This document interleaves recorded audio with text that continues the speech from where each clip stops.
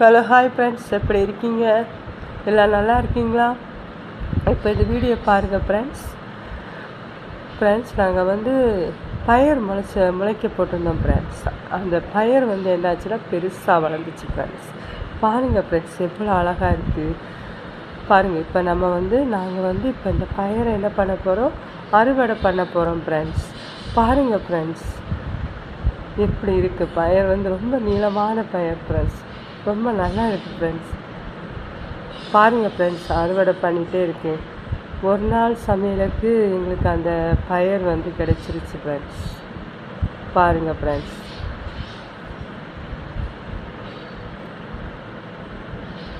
பாருங்கள் ஃப்ரெண்ட்ஸ், இன்னும்